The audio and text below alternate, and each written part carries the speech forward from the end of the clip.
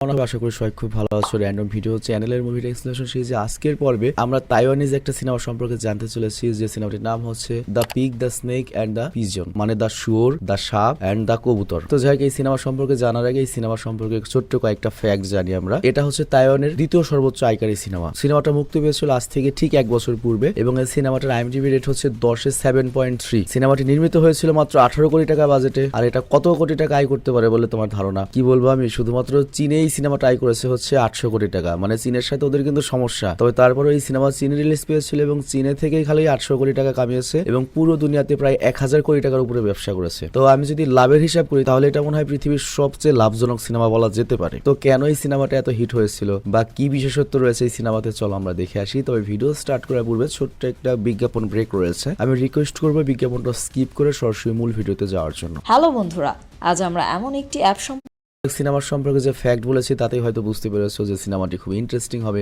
তবে একটু সমস্যা রয়েছে, সেটা হচ্ছে প্রথম দিকে তোমার বুঝতে একটু কষ্ট হবে। তবে সিনেমার মোটামুটি 20 মিনিট যাওয়ার পরে তারপর তুমি মজা পেতে শুরু করবে আর কি। মানে প্রথমে অনেক বেশি নাম রয়েছে যেগুলো তুমি বুঝবে না, তবে তারপর আমি চেষ্টা করবো সিনেমাটা সুন্দর করে বোঝানোর জন্য। তো যাই হোক, সিনেমার শুরুতে আমরা চ্যান হুই নামে একটা CID অফিসারকে দেখি, আর তিনি হান নামের একটা গ্যাংস্টারের শেষকৃত্য অনুষ্ঠানে বা মনে করো জানাজাতে নিরাপত্তা দিতে এসেছেন। আর এরপর আমরা দেখি ওই গ্যাংস্টার হানের দলের একজন লোক গোল্ডি নামের একটা ছেলেকে জিজ্ঞাসা করে যে তুমি কার সাথে এসেছো। মানে বুঝতেই পারছো এটা তো মাফিয়াদের একটা আড্ডা, খুব রিস্কি জায়গা। তো গোল্ডি তখন জানায় আমি বস ওয়াং হুনের সাথে এসেছি, মানে ওয়াং হুন নামে কোন একটা মাফিয়া এসেছে, তার সাথে এসেছে। আর ওই মুহূর্তেই তখন সেখানে আরেকজন লোক চলে আসে, দেখতে পাচ্ছ শেপ করা এই লোকটা। তো এরপর গ্যাংস্টার হানের লোকেরা ওকেও জিজ্ঞাসা করে যে তুমি কার সাথে এসেছো। তো ওই লোকটা একই কথা বলে যে আমি ওয়াং হুন বসের সাথে এসেছি। বাট গোল্ডি তখন অবাক হয়ে যায় যে আমিও তো ওয়াং হুন বসের সাথে কাজ করি, কিন্তু একে তো আমি কখনো দেখিনি। তো এর জন্য গোল্ডি ওই লোকটার সাথে গিয়ে পরিচয় হয় আর তারপর কথা বলতে থাকে। তো যাই হোক, এখানে আমরা জানতে পারি কুলিং কিড নামের একজন গ্যাংস্টার এই মাফিয়া বস হানকে মেরেছে। এমনকি সেই কুলিং কিড এখনো আরেকটা মাফিয়া বস আয়রন হেডকেও মারার ঘোষণা দিয়েছে এবং আয়রন হেডেরও এখানে আসার কথা রয়েছে। মানে বুঝতেই পারছে এখানে বড় বড় সব মাফিয়া বসদের সমাগম ঘটবে। তো হাই সিকিউরিটিতে রয়েছে, যে কোনো সময় দাঙ্গা বা হাঙ্গামা বাঁচতে পারে। তো যাই হোক, তখনই ওই লোকটির কাছে, মানে ওই শেপ করাটা যেটা পরে আসলো, ওর কাছে দাদির কল আসে আর ও দাদির সাথে কথা বলতে থাকে। আর ওই টাইমে আবার মাফিয়া আয়রন হেড চলে আসে। আর এই যে পরে যে ছেলেটি এসেছে দাদির সাথে কথা বলছিল, ও তখন গোল্ডিকে বলে দেখো আমার সম্পর্কে তুমি জানতে চেয়েছো না, আমার নাম হচ্ছে কুলিং, আমি তোমার বসের আন্ডারে কাজ করি না, আমি আমার বস। তবে কেউ কেউ আমাকে কুলিং কিড বলে ডাকে। আর তোমাদের নিশ্চয়ই মনে আছে একটু আগে আমি বলেছি কুলিং কিড নামের একজন গ্যাংস্টার বর্তমানে যে মাফিয়ার শেষকৃত্য অনুষ্ঠান হচ্ছে তাকে মেরেছে এবং আয়রন হেডকেও মারবে। তো যাই হোক, কুলিং কিড নাম শুনে গোল্ডি তো পুরো শকড হয়ে যায়। তার মানে এতক্ষণ সে এই গ্যাংস্টার হানের খুনির সাথে কথা বলেছিল, কিন্তু ততক্ষণ অনেক দেরি হয়ে গিয়েছে এবং কুলিং কিড করে কি ভিড়ের ভেতরে গিয়ে আয়রন হেডকে গুলি করে মেরে ফেলে। আর তারপর কুলিং কিড যখন পালাতে লাগে তখন সিআইডির দিকে তাকিয়ে একটা রহস্যের হাসি দেয়। আর সিআইডিও তখন বুঝতে পারে ওর দিকে পিছু নেয় এবং এক পর্যায়ে সিআইডি কুলিং কিডকে প্রায় ধরেই ফেলে, কিন্তু কুলিং কিড তখন সিআইডির চোখে আঘাত করে সেখান থেকে পালিয়ে যায়। আর এরপর 4টা বছর কেটে যায়। 4 বছর পরের দৃশ্য আমাদের দেখানো হয়, যেখানে আমরা দেখি কুইসিং নামের একজন ডক্টর কুলিং কিডকে কল করে এবং বলে যে তোমার দাদি কিন্তু খুবই অসুস্থ, তুমি দ্রুত হসপিটালে চলে আসো। এবং সেই মহিলা ডক্টর কুইসিং নিজেও হসপিটালে আসে। আর এখানে একটা বিষয় উল্লেখ্য, তাইওয়ানে যত গ্যাংস্টার রয়েছে ওই গ্যাংস্টারদেরও মনে করো যে স্পেশাল কিছু ডক্টর রয়েছে, তারা খালি গ্যাংস্টারদেরই সহযোগিতা দিয়ে থাকে গোপনে গোপনে। তো কুলিং কিডও মনে করো তার কাছ থেকে সহযোগিতা নেয়। তো যাই হোক, এরপর ওই মহিলা ডক্টর হসপিটালে এসে জানতে পারেন যে কুলিং কিডের দাদিকে এখনই সার্জারি করতে হবে বা অপারেশন করতে হবে, কিন্তু এই কারণে রোগীর পরিবারের তো স্বাক্ষর লাগবে, বন্ডসই লাগবে, কারণ রোগী মারা যেতে পারে। কিন্তু এখানে ডক্টররা বলে রোগীর পরিবারের কোনো সদস্যদের তো আমরা দেখিনি, তো ওই রোগীর যদি কোনো পরিবার না থাকে আপনি দয়া করে বন্ডসয়ে স্বাক্ষর দিয়ে দিন। আর এই কথাগুলো সেখানে বসেই কিন্তু কুলিং কিড শুনছিল। আর যেহেতু কুলিং কিড একজন ক্রিমিনাল, ও তো সামনে আসতে পারছে না, আর এর জন্যই সে ডক্টর কুইসিং কে দিয়ে ওর দাদির চিকিৎসা করাচ্ছে। তো যাই হোক, এরপর কুলিং কিডের দাদির যখন সার্জারি করা হয় তিনি সার্জারির সময় মারা যান। আর পরের দিন ডাক্তার কুলিং কিডের সাথে দেখা করে ওর দাদির ব্যাগটা দেয়, যেখানে অনেক টাকা ছিল এবং একটা ঘড়ি ছিল। তো এর মানে গত 4 বছর ওর দাদিকেও যত টাকা দিয়েছে ওর দাদি একটা টাকা খরচ করে নাই ভাই, এবং সব কুলিং কিডের জন্য জমিয়ে রেখেছে। কিন্তু কুলিং কিড যে ওর দাদিকে একটা ঘড়ি দিয়েছিল সেই ঘড়িটা খালি সে ব্যবহার করতেন। তো যাই হোক, কুলিং কিড তখন অনেক কষ্ট পেয়ে বলে ভাবতেই পারছি না যে আমার দাদিকে আমি 4 বছর আগে শেষ দেখেছিলাম। তো এর মানে 4 বছর আগে সে যখন ওই যে শেষকৃত অনুষ্ঠান থেকে আয়রন হেডকে মারলো তারপরে সে পালিয়েছিল আর দাদির সাথে দেখা করেনি। তো যাই হোক, তখন ডক্টর কুইসিং বলে তুমি আর কতদিন এভাবে পালিয়ে বেড়াবে? কুলিং তখন বলে আমি এতদিন শুধুমাত্র দাদির জন্য নিজেকে লুকিয়ে রেখেছিলাম, কেননা দাদি যদি জানতে পারতো আমি একজন ক্রিমিনাল তাহলে তিনি অনেক কষ্ট পেতেন। আর যেহেতু এখন দাদি নেই তাহলে আমার ধরা দিতে সমস্যা নেই, বাট তার আগে আমি এমন কিছু করব যাতে দেশের সবাই এমনকি আন্ডারওয়ার্ল্ডের সবাইও সারা জীবন আমাকে মনে রাখে। বাট তখন ডক্টর কুইসিং কুলিংকে জানায় তোমার তো রিপোর্ট বের হয়েছে, আমি জানি না এই কথাটা তোমাকে কিভাবে বলবো, তুমি মানসিকভাবে তৈরি হও। তো এরপর কুলিং কিডকে বলা হয় যে তোমার ফুসফুসে ক্যান্সার হয়েছে এবং এটা একদম ফাইনাল স্টেজে চলে এসেছে। তো কুলিং তখন বলে আমার ফুসফুস কি ট্রান্সপ্লান্ট করা পসিবল নয়, মানে চেঞ্জ চেঞ্জ করা পসিবল কিনা। ডক্টর জানায় না, তোমার হাতে সর্বোচ্চ 6 মাস সময় রয়েছে, আর এটা এমন পর্যায়ে চলে গিয়েছে ওটা ট্রান্সপ্লান্ট করতে গেলে তুই মারা পড়বে, আর তোমার যে শরীর 6 মাসও বাঁচতে পারো, 3 মাসও বাঁচতে পারো, তো তুমি আর কতদিন এভাবে ইঁদুরের মতো পালিয়ে বাঁচবে? তুমি এক কাজ করো, হয় এই দেশ ছেড়ে চলে যাও, অন্য কোথাও গিয়ে শান্তিতে বসবাস করো, নয়তো দ্রুত মারা যাও কিংবা পুলিশে ধরা দাও। কিন্তু তখন কুলিং ডক্টরকে বলে, আপনি কি চান আমি পুলিশের কাছে ধরা দিই? কখনো এটা হবে না, বরং আপনি আমার জন্য একটা ফুসফুসের ব্যবস্থা করেন, আমি টাকা জ্বালাগে দেবো। তো এই কথা বলে কুলিং কিট সেখান থেকে চলে যায়, আর তারপর ডক্টর কুলিং কিটের সাথে কথা শেষ করে ফার্মেসিতে চলে আসে। আর তখনই ডক্টরের কাছে সিআইডি চলে আসে, মানে সেই সিআইডি চেন হুই, এবং বলে পাশের হসপিটালে একটা বৃদ্ধা মারা গিয়েছে, আর তার কুলিং নামের একটা নাতি রয়েছে যার আন্ডারওয়ার্ল্ডের নাম হচ্ছে কুলিং কিট, এবং আমি আপনার ফোন চেক করেছি এবং আপনার লিস্টে তার নাম্বার পাওয়া গিয়েছে, আপনি তাকে কিভাবে চেনেন? তখন এই ডক্টর বলে, দেখো আমি যেহেতু হসপিটাল চালাই বা ডক্টর, আমার কাছে রোগীদের পরিবারের নাম্বার থাকতেই পারে, কিন্তু আমি পার্সোনালি ওই কুলিং কিট মুলিং কিটকে আমি চিনি না। তো এই কথা শুনে সিআইডি সেখান থেকে চলে যায়, মানে এই কি বলবে। আর পরের দিন সকালে আমরা দেখি কুলিং কিট ডক্টরের কথা অনুযায়ী থানায় যায় নিজেকে আত্মসমর্পণ করার জন্য, কিন্তু সেখানে ভিড় থাকার কারণে পুলিশ মনে করে যে থানায় মামলা করতে এসেছে, তো এই জন্য সিরিয়ালে দাঁড়াতে বলে। বাট তখনও যখন সিরিয়ালে দাঁড়িয়ে দেয়ালে তাকায়, তখনও দেখে যে দেশের মোস্ট ওয়ান্টেড যে ক্রিমিনাল গুলো রয়েছে সেখানে তাদের পোস্টার লাগানো, এবং ওর ছবি সেখানে 3 নম্বরে রয়েছে, মানে ওর ছাড়াও 2টো খারাপ লোক রয়েছে। তো এটা দেখে ওর মনে কোনো একটা পরিবর্তন আসে এবং কোনো একটা কিছু ভেবে ও সেখান থেকে চলে যায়। আর পরের দিন সকালে ডক্টর কুইসিং তার ছেলেকে স্কুলে দিতে আসলে কুলিং কিট তখন ডক্টরকে বলে, তুমি কি হুঙ্কি নামের কাউকে চেনো? বাট ওই মহিলা ডক্টর তখন বলে, না আমি এই নামে কাউকে চিনি না। আর এরপর কুলিং সেখান থেকে চলে যায়, আর তারপর রাতের বেলা কুলিং করে কি গোল্ডি নামের সেই ছেলেটার সাথে দেখা করে এবং ওকে তার শরীর অবস্থা জানায় যে আমি আর বেশি দিন বাঁচবো না, 3 মাস। তো গোল্ডি তখন বলে, তুমি টেনশন করো না, আমার একটা পরিচিত ডক্টর রয়েছে, সে অলৌকিক ভাবে মানুষদের অসুখ সারিয়ে দিতে পারে, তুমি চাইলে কালকে আমি তোমাকে তার কাছে নিয়ে যাব। বাট তখন কুলিং বলে, দেখো আমি মৃত্যুকে ভয় পাই না, কিন্তু আমি ভয় পাই এটা ভেবে আমি যদি মারা যাই সবাই আমাকে ভুলে যাবে, তো এই কারণে আমি এমন কিছু করতে চাই যাতে আমি মারা গেলেও মানুষ আমাকে মনে রাখে। তো এরপর কুলিং করে কি সেখান থেকে ডক্টর কুইসিং এর কাছে আসে, আর ডক্টর কুইসিং যখন কুলিং এর হাতে তার ছেলের স্কুল ব্যাগ দেখতে পায় তখন বলে, আমার ছেলেকে তুমি কি করেছো? তো আসলে কি হয়েছে, আমাদের কুলিং কিট এই মহিলা ডক্টরের ছেলেকেই কিডন্যাপ করেছে এবং গোল্ডির কাছে রেখে এসেছে যাতে এই ডক্টরের যে অন্য বড় বড় সন্ত্রাসীর সাথে সম্পর্ক রয়েছে তাদের তথ্য বের করতে পারে, স্পেশালি হুঙ্কির তথ্য বের করতে পারে, যে আর কি এই দেশের 2 নম্বর ডেঞ্জারাস ক্রিমিনাল, মানে ওর উপরে তো 2জন আছে আমরা জানি, ও তো 3 নম্বরে, আর উপরের 2জনকেও খোঁজ করছে। তো যাই হোক ডক্টর ওকে কিছু বলতে না চাইলেও কুলিং তখন বলে, দেখো আমি তোমার কথার মতো থানায় গিয়েছিলাম, আত্মসমর্পণ করতে চেয়েছিলাম, কিন্তু সেখানে গিয়ে আমি বুঝলাম আত্মসমর্পণ করার মতো যোগ্য লোক আমি এখনো হইনি, আর তুমি জানো আমি খুব তাড়াতাড়ি মারা যাবো, তো এর জন্য প্লিজ আমাকে একটা সুযোগ দাও এবং একটা উপকার করো। তো ডক্টর তখন হুমকির ব্যাপারে বলতে শুরু করে যে 20 বছর আগে একটা গ্যাং ফাইটে হুমকির গুলি লেগেছিল এবং তখন সে আমার কাছে এসেছিল, কিন্তু তখন আমার কাছে সার্জারি করার মতো পর্যাপ্ত পরিমাণে অস্ত্র বা অবস্থা ছিল না, তো এই কারণে আমি তাকে কিছু সামান্য ওষুধ দিয়ে দিই, আর এর জন্য সে ভাগ্যক্রমে বেঁচে যায়, কিন্তু তার মাথায় এখন একটা গুলি রয়ে গিয়েছে, আর এই কারণে প্রতিদিন তার মাথায় যন্ত্রণা হয়, এবং এই জন্য ওই হুমকির লোকেরা প্রতি মাসে আমার কাছ থেকে এসে ওষুধ নিয়ে যায়, এবং গত 10 বছর ধরে সিয়াও নামের একটা ইয়ং মেয়ে আমার কাছ থেকে ওষুধ নিয়ে যাচ্ছে, কিন্তু ওই মেয়েটার সম্পর্কে আমি বিস্তারিত জানি না। তো যাই হোক এরপর কুলিং ওই মহিলা ডক্টরের কাছে লিন নামের আরেকজন লোকের ব্যাপারে জানতে চান, বাট ডক্টর তখন বলে,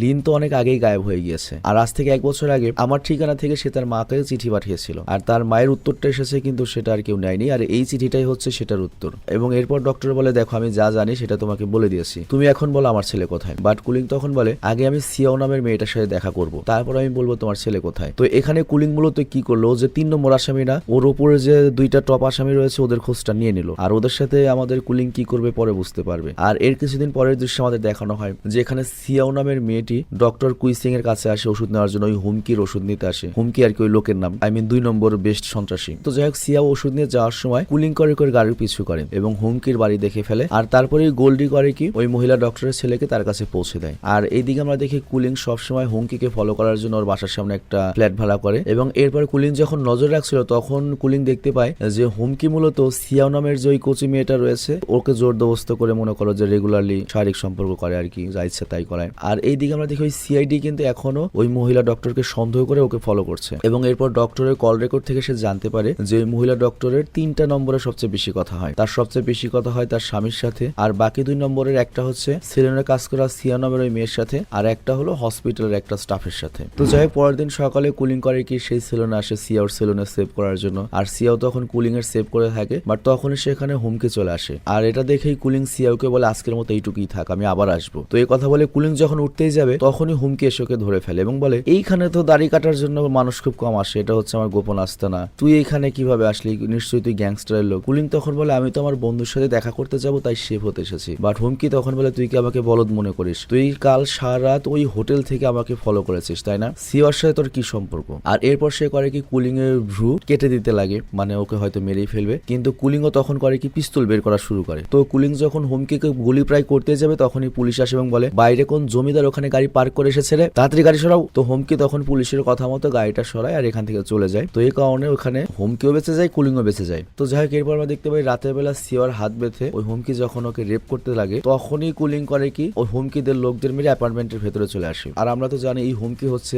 দ্বিতীয় সর্বোচ্চ ডেঞ্জারাস ক্রিমিনাল, আমাদের কলিং এর আগে। আর সে এখানে পুলিশের চোখ ফাঁকি দিয়ে লুকিয়ে রয়েছে। আর এই হুমকির ছবি কিন্তু আমাদের এই যে কুলিং পুলিশ স্টেশনে দেখেছিল। তো এখানে আসলে কুলিং এর উদ্দেশ্য হচ্ছে ও মৃত্যুর আগে ওর চেয়ে বড় বড় যে দুইটা সন্ত্রাসী আছে তাদেরকে শেষ করে দেবে। আর অন্যদিকে আমরা দেখি সিআইডি সিওকে জিজ্ঞাসাবাদ করার জন্য সেলুনে আসে। আর এইদিকে কুলিং হুমকিকে মেরে আহত করলে সে বাইরে পালাতে থাকে। আর সিআইডি তখন ওদের দেখে পিছু নেয়। আর তখন হুমকি একটা ব্রিজের উপর দিয়ে যেতে থাকে আর কুলিং ওর পিছু করে, কিন্তু ওই সময় সিআইডি এসে কুলিংকে ধরে ফেলে। তো কুলিং আবার তখন সিআইডি কে ফেলে হুমকিকে ধরতে যায়, কিন্তু হুমকি তখন ব্রিজ থেকে লাফ দেয়। আর তখন কুলিং ওকে ধরতে ব্রিজ থেকে লাফ দেয়, কিন্তু সিআইডি তখন কুলিংকে আবারও ধরে ফেলে, যে কারণে হুমকি আবারও পালাতে থাকে। আর তারপর কুলিং সিআইডি কে আহত করে আবারও হুমকির পিছু নেয়, মানে বুঝতে পারছো। এবং একটা সময় আমরা দেখি হুমকি খেতে লুকিয়ে পড়ে, কিন্তু এরপর যখন কুলিং আসে ওদের মধ্যে মারামারি শুরু হয় এবং এক পর্যায়ে কুলিং করে কি হুমকিকে ডাইরেক্ট মেরেই ফেলে, কিন্তু ওইখানে কুলিং নিজেও আহত হয়। আর তারপর সে হুমকির অ্যাপার্টমেন্টে চলে আসে এবং সিয়াও নামের ওই মেয়ের হাতের বাঁধন খুলে দিয়ে ওকে বলে তুমি চাইলে এখানে থাকতে পারো, আবার চলেও যেতে পারো। বাট সিয়াও করে কি কুলিং এর সাথে যেতে থাকে। আর এরপর কুলিং করে কি হুমকির বাকি লোকদেরও মেরে সিয়াওকে নিয়ে সমুদ্র কিনারে আসে। আর এরপর কুলিং সিয়াওকে জিজ্ঞাসা করে পুলিশ যদি তোমার কাছে আসে তাহলে তুমি বলবে যে হংকিকে কুলিং কিড মেরেছে। তো সিয়াও তখন বলে কেন আমি তোমার নাম বলবো? কুলিং কিড তখন বলে দেখো আমি চাই পুরো দুনিয়া জানুক যে কুলিং কিডই হুমকিকে মেরেছে। তো যাক, এরপর কুলিং সিয়াওকে জিজ্ঞাসা করে তোমার পরিবারে কে কে রয়েছে? সিয়াও তখন বলে ওই হুমকি আমার পরিবার ছিল। তখন কুলিং বলে তাহলে তুমি কি হুমকিকে বিয়ে করেছিল, কি তোমার স্বামী ছিল? কিন্তু এর উত্তরে সিয়াও যেটা বলে ভাই আমি আকাশ থেকে পড়ে গিয়েছি। সিয়াও বলে ওটা আমার বাবা ছিল, আমার সৎ বাবা। একদিন ওর মাকে এই হুমকি বাজে লোকদের কাছ থেকে বাঁচিয়েছিল আর তারপর ওর মা ওকে বিয়ে করে, কিন্তু ওর মাও মাদক পাচারের সাথে জড়িত ছিল। আর এই কারণে পুলিশ ওর মাকে নিয়ে যায় এবং যাবজ্জীবনের কারাদণ্ড হয়। আর তারপর থেকে ওর বাবার সাথে থাকতো আর ওই সুযোগেই হুমকি ওকে দিয়ে খারাপ কাজ করাতো। আর এটা উন্নত দেশে রেগুলার ঘটে, এর কারণটা বুঝতেই পারছো। উন্নত দেশে প্রচুর বিবাহ বিচ্ছেদ, বাচ্চা কাচ্চা নিয়ে 4-5টা করে বিয়ে করে। এখন সৎবাব কি আর ওই বাচ্চাদেরকে আর নিজের ছেলে মনে করবে নাকি, নিজের মেয়ে মনে করবে নাকি? স্বাভাবিক ব্যাপার। তো যাই হোক, এরপর কুলিং করে কি সিয়াওকে গাড়ির চাবি দেয় এবং বলে তুমি এখন থেকে মুক্ত, তুমি যা ইচ্ছে তাই করতে পারো, যেখানে খুশি সেখানে যেতে পারো। বাট সিয়াও তখন কুলিংকে আরেকটা বার জিজ্ঞাসা করে আমাদের কি আর কখনো দেখা হতে পারে, আর কখনো দেখা কি হবে না? তো সিয়াওর মুখে এই কথা শুনে কুলিং আর কিছু বলে না, সেখান থেকে চলে যায়। আর এরপর কুলিং তার রুমে ফিরে আসে এবং টিভিতে দেখে যে সব খবরেই দেখানো হচ্ছে পলাতক আন্ডারওয়ার্ল্ড মোস্ট ওয়ান্টেড ক্রিমিনাল হুমকিকে তার পুরো দলবল সহ মেরে ফেলা হয়েছে এবং এখানে একজন তরুণীকে অপহরণ করা হয়েছে, কিন্তু সে বর্তমানে বেঁচে গিয়ে পুলিশের হেফাজতে রয়েছে। এবং এই মেয়ের জবানবন্দি অনুযায়ী হুমকির পুরো গ্রুপকে যে নিশ্চিহ্ন করেছে সেটা হচ্ছে কুলিং কিড, যে কিনা 4 বছর আগে মাফিয়া আয়রন হেড এবং মাফিয়া হানকে মার্ডার করেছে। তো এই খবর শুনে কুলিং অনেক খুশি হয়, কেননা ওর তো এটাই চেয়েছিল। আর পরের দিন সকালে আমরা দেখি কুলিং কিড ইয়াংশু নামের একটা লোকের খোঁজ করতে থাকে, কিন্তু সে জানতে পারে ইয়াংশু নাকি আরো 3 বছর আগে মারা গিয়েছে। কিন্তু এখানে তার কিছু জিনিস রয়েছে, সেগুলোর মধ্যে একটা চিঠি রয়েছে। তো এরপর কুলিং করে কি সেই চিঠিতে থাকা সেই ঠিকানায় চলে যায়, মানে যেখান থেকে চিঠিটা এসেছিল। আর এখানে এসেও দেখতে পায় এটাতে একটা ধর্মীয় আশ্রম। তো যাই হোক, সেই আশ্রমে একজন লোক করে কি কুলিংকে খাবার খেতে দেয়। আর কুলিং তখন সেই খাবার খেয়ে আশ্রমের পণ্ডিতদের মুখে ধর্মীয় কথা শুনতে থাকে। আর সেখানে আশ্রমের পণ্ডিত বলছে দেখো, কোনো কিছুর উদ্দেশ্য ছাড়া জীবন কাটানো কি ভালো কাজ নয়? উদ্দেশ্য মানুষের জীবন দ্বারা তৈরি হয়। আর এই জীবনের পেছনে ছোটটা হলো বোকামি, রাগ, হিংসা, লোভ, অর্থ সম্পদ, এগুলো হচ্ছে সকল কষ্টের শিকড়। আর এগুলো আমাদের জীবনকে বিষের মতো নষ্ট করে। তো আমাদের সবার উচিত এসব জিনিস ত্যাগ করে আসল জীবনে ফিরে আসা। আর এরপর তারা সবাই ধর্মীয় গান গাইতে শুরু করে। আর তখনই সেখানে হঠাৎ করে কুলিং কাশতে কাশতে কালো রঙের বমি করে। আর তখন আশ্রমের লোকেরা তার সেবা করতে থাকে। আর ওই সময় তখন আশ্রমের একটা ডক্টর কুলিংকে দেখে পণ্ডিতকে বলে এরকম বমি তো কেবলমাত্র তারাই করে যাদের শরীরে ক্যান্সার রয়েছে। আর তারপর পণ্ডিত কুলিং এর কাছে গিয়ে বলে তুমি কি জানো মানুষ কখন কালো বমি করে? নিশ্চয়ই তোমার শরীরে কোনো অপবিত্র কিছু রয়েছে, তুমি চিন্তা করো না, তুমি বিশ্রাম করো, সব ঠিক হয়ে যাবে। তো পরের দিন সকালে আশ্রমে একটা মহিলা পণ্ডিতের কাছে আসে। আর তিনি সেখানে সবাইকে বলেন তিনি আগে ক্যান্সারে আক্রান্ত ছিলেন, কিন্তু এখন কোন রকমের ওষুধ ছাড়াই শুধুমাত্র পণ্ডিতের দয়ায় ভালো হয়ে গিয়েছেন। আর তখন পণ্ডিত বলে দেখো, আমরা সবসময় ভাবি যে ডক্টর আমাদের জীবন দেয়, কিন্তু আমরা যদি খারাপ শক্তিগুলো ছেড়ে দেই, খারাপ কাজগুলো ছেড়ে দেই, তাহলে কোন রকমের ওষুধ ছাড়াই আমরা সুস্থ হতে পারবো। তো যাই হোক, এরপর পণ্ডিত আলোচনা শেষ করে কুলিংকে ডেকে তার কাছে জানতে চায় যে সে এখানে কেন এসেছে। তো কুলিং তখন বলে আমি এখানে লিনকে খুঁজতে এসেছি। তো পণ্ডিত তখন বলে তুমি কি কোনো পুলিশ নাকি কোনো গ্যাংস্টার? মানে বুঝতেই পারছো, লিন মানে ওই যে 1 নম্বর খুনিটা। আর লিনের মা মনে হয় ইয়াংশু যে আর কি মেসেজ দিয়েছিল। আর তাকে খুঁজতে খুঁজতে এখানে আর কি আমাদের ওই যে কুলিং কিড এসেছে। তো যাই হোক, কুলিং তখন এই প্রশ্নের উত্তর দেয় না যে সে পুলিশ না গ্যাংস্টার, এবং উল্টো বলে যে আমি তাকে কিছু দিতে এসেছিলাম, মানে ওই চিঠির কথা বলছে। বাট পণ্ডিত তখন একটা কবরের পাশে নিয়ে এসে বলে তুমি যাকে খুঁজছো ও এখানে রয়েছে। তো কুলিং তখন বলে লিন কবে মারা গিয়েছে। আর এরপর সিনেমা ফ্ল্যাশব্যাকে নিয়ে যাওয়া হয় আর আমাদের দেখানো হয় 3 বছর আগে লিন পুলিশের কাছ থেকে পালাতে গিয়ে এখানে এসেছিল। আর তখন এই যে পণ্ডিত সে ছিল হচ্ছে ডক্টর। তো একদিন তিনি দুপুরে ফোন পান আর জানতে পারেন যে একটা ইমার্জেন্সি রোগী এসেছে। আর তখন পণ্ডিত সেখানে গেলে লিন তাকে বলে তুমি আমাকে মেরে ফেলো ডক্টর, আমি একটা পাপী, আমি মারা যাই, এটাই ঈশ্বরের ইচ্ছা। তো এরপর দৃশ্য বর্তমানে আসে আর তখন পণ্ডিত বলে লিন একজন অসাধারণ মানুষ ছিল এবং সে মৃত্যুর আগে এই পুরো জায়গাটা দিয়ে গিয়েছিল আমাদের নামে, সব টাকা আমাদের এই আশ্রমের নামে দান করে গিয়েছিল এবং তাকে এখানে কবর দিতে বলেছিল। আর তারপর থেকে আমি ডাক্তারি বাদ দিয়ে একজন ধর্মগুরু হয়ে যাই, মানে একজন পিস্যা হয়ে যাই এবং এই আশ্রমের দেখাশোনা করি। তো যাই হোক, এরপর পণ্ডিত কুলিংকে আরো বলে তুমি এখন বলো লিনের উপর তোমার কি কোনো রাগ আছে, ও কি তোমার সাথে কোনো খারাপ কাজ করেছে? যদি কোনো রাগ থেকে থাকে তোমার তাহলে তুমি ওকে ক্ষমা করে দাও, মনে কোনো রাগ রেখো না কারোর উপর। আর যদি ক্ষমা না করো তাহলে বুঝে নেবে তোমাকে সৃষ্টিকর্তাও ক্ষমা করবে না, তোমার মৃত্যু ঘনিয়ে এসেছে। তো কুলিং তখন বলে তাহলে কি আমার মৃত্যু এখানেই হবে? পণ্ডিত তখন বলে আমি তো সেটা জানি না, তবে আমি তো তোমাকে চিরকাল বাঁচিয়ে রাখতে পারবো না, কিন্তু আমি তোমার রোগের চিকিৎসা করতে পারবো। আর একজন ব্যক্তির মৃত্যু সবসময় তার কর্মফলের উপরেই হয়ে থাকে। তো এইভাবে বেশ কিছুদিন যাওয়ার পরে কুলিং খেয়াল করে তার শরীরের অবস্থা আস্তে আস্তে আরো খারাপ হচ্ছে। আর এর জন্য সে সিদ্ধান্ত নেয় দুনিয়ার লোভ হিংসা ত্যাগ করে সে নিজেকে নতুন করে করবে, এমনকি মারা যাওয়ার আগে সে একজন ভালো মানুষ হয়ে মারা যাবে। আর এটা সে পণ্ডিতকে কথা দেয়। আর এই কারণে পরের দিন সকালে পণ্ডিত করে কি কুলিংকে পবিত্র পানি গায়ে ছিটিয়ে বেতের আঘাত করে চুল কেটে দিয়ে শপথ করায় যে সে আগে অনেক পাপী ছিল, খারাপ মানুষ ছিল, কিন্তু এখন সে আর পাপী থাকবে না, ভালো মানুষ হয়ে যাবে।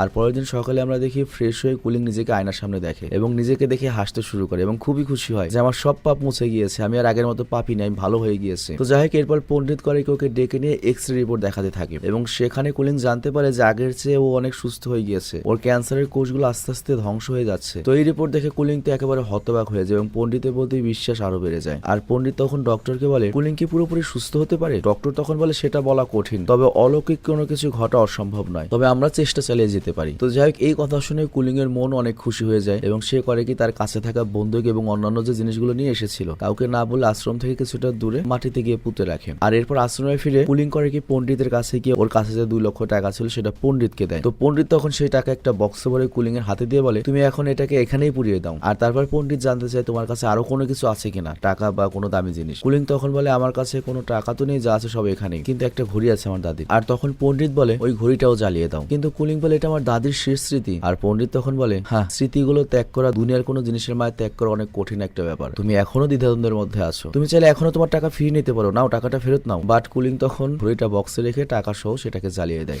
আর পরের দিন তারা সবাই খাবার খেয়ে পণ্ডিতের কাছে আসে এবং পণ্ডিত আবারও ধর্মীয় আলোচনা করতে থাকে। আর তখন সেখানে থাকা ছোট বাচ্চা হঠাৎ করে কুলিং এর মতো কালো বমি করা শুরু করে। তো কুলিং তখন তাড়াতাড়ি বাচ্চাটিকে নিয়ে আশ্রমের ডাক্তারের কাছে যায়। আর তখন সেই আশ্রমে থাকে কিছু লোক বাচ্চাটির কাছে এসে দরজা বন্ধ করে দিয়ে নিজেরা কথা বলতে শুরু করে এবং বলে শালা বাচ্চার খাবারে এত মেডিসিন মিশিয়েছিস কেন, বাচ্চাদের তো এত মেডিসিনের দরকার হয় না, অল্পতেই হয়ে যায়। আর তখনই সেখানে কুলিং চলে আসে আর ওই লোকগুলো জানতেও না যে কুলিং সেখানে ছিল। তো ওখানে থাকা একটা লোক কুলিংকে থাপ্পড় দিয়ে বলে শালা তুই পণ্ডিতের কাছে বাধা দিলি কেন, হ্যাঁ এই বাচ্চার কিছু হলে তুই দায়ী থাকবি, তুই এখানে কেন? তো কুলিং কিছুই বুঝতে পারে না ঘটনা কি ঘটলো। আর এরপর কুলিং সেখান থেকে বের হয়ে আসে এবং দেখতে পায় ডাক্তারের হাতে বাচ্চাটির এক্সরে রিপোর্ট এবং এই রিপোর্টটা দেখতে হুবহু কুলিংকে ডক্টর যে এক্সরে রিপোর্টটা দেখিয়েছে সেটার মতো। তো এরপর কুলিং এর মনে একটু সন্দেহ জাগো করে কি লুকিয়ে ডক্টরকে ফলো করে। আর তখনও দেখে যে ডক্টর আর পণ্ডিত মিলে সেই বাচ্চার মাকে বোঝাচ্ছে যে বাচ্চাটির ভেতরে অশুভ কিছু রয়েছে, মানে ওকে যা বলেছে তাই, এবং এই বাচ্চাটিকে বাঁচাতে সকল টাকা পয়সার মায়া ত্যাগ করতে হবে, দুনিয়ার মায়া ত্যাগ করতে হবে। তো এরপর কুলিং এই ব্যাপারটা ভালো মতো জানার জন্য লুকিয়ে পণ্ডিতের ঘরে আসে। আর ঘরে এসে দেখে পণ্ডিতের ফ্লোরে একটা গোপন দরজা রয়েছে। তো কুলিং সেদিকে যেতে থাকে আর অন্যদিকে পণ্ডিত সেই বাচ্চাটিকে একটা ইনজেকশন দেয় এবং ডক্টরকে বলে দেখো এই বাচ্চাটিকে আমি মারতে চাই না, তবে ওকে আমি সুস্থও রাখতে চাই না, ওকে আমি এভাবেই ফেলে রাখতে চাই, তুমি কি ওকে এভাবে ফেলে রাখতে পারবে? ডক্টর বলে জি স্যার পারবো। তো এরপর কুলিং দেখতে পায় পণ্ডিত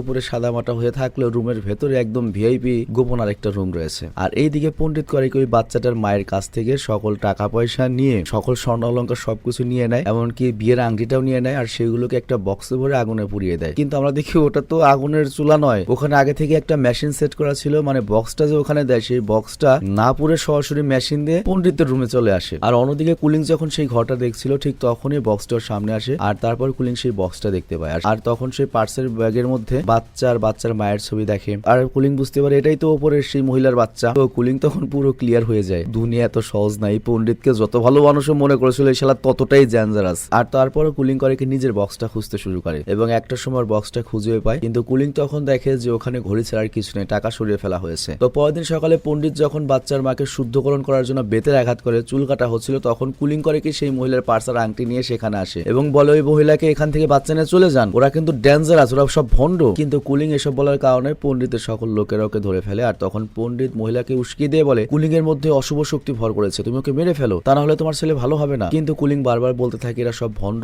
আপনি বাচ্চা নিয়ে এখান থেকে চলে যান। কিন্তু মহিলা কারোর কথা না শুনে চাকু দিয়ে নিজের গলা কেটে ফেলে। আর তারপর সেখানে থাকা একটা মেয়ে করে কি কুলিংকে ছুরি মেরে দেয় এবং তারপর ওই মৃত মহিলার কুলিংকে একসাথে একটা কফিনে ভরে একবারে ডাইরেক্ট মাটি চাপা দিয়ে দেয়। আর তারপরে পণ্ডিত করে কি শিষ্যদের সাথে ভক্তি গান গাওয়া শুরু করে, যেন কিছুই হয়নি, কিরকম ভণ্ড। আর এই দিকে আমরা দেখি কুলিং অনেক কষ্ট করে কফিন থেকে বের হয়ে আসে আর তারপর যায় হচ্ছে লিনের কবরের কাছে এবং সেখানে যখন কবর খুঁড়ে ও লিনের কোনো কবর দেখতে পায় না, বরং একটা কাপড়ের ছবি পায়। আর এই ছবি দেখে বুঝতে পারে এই আশ্রমটা 1 নম্বর সন্ত্রাসী লিন খুলেনি, আর এই আশ্রমটি খুলেছিলেন ইয়াংশু নামের একজন মহিলা, আর তারই ছেলে হচ্ছে লিন। তবে ইয়াংশু আসলে ভালো মানুষ ছিলেন, আর এটা দেখে কুলিং পুরো বিষয়টা বুঝতে পারে। আর তারপর কুলিং করে কি তার পুঁতে রাখা বন্দুকটা আবার বের করে এবং আশ্রমের ভেতরে যায় হচ্ছে প্রতিশোধ নিতে এবং ভেতরে যাওয়ার সময় সেই মেয়েটাকে প্রথমে গুলি করে মারে যে ওকে ছুরি আঘাত করেছিল। আর তারপর সোজা আশ্রমের ভেতরে গিয়ে পণ্ডিতকে ওর ছবি দেখে এবং বলে তোর নাম হচ্ছে বুলহেড তাই না, আর তোর চেহারা লিনের চেহারা সেম, তো এর জন্য ছেলের নাম নিয়ে তুই খুব অকাম করেছিস এবং বেঁচে গিয়েছিস, তোর ছেলে মরে গিয়েছে কিন্তু তোকে কেউ ধরতে পারেনি এবং মোস্ট ওয়ান্টেড ক্রিমিনাল তালিকায় তুই 1 নম্বরে, মানে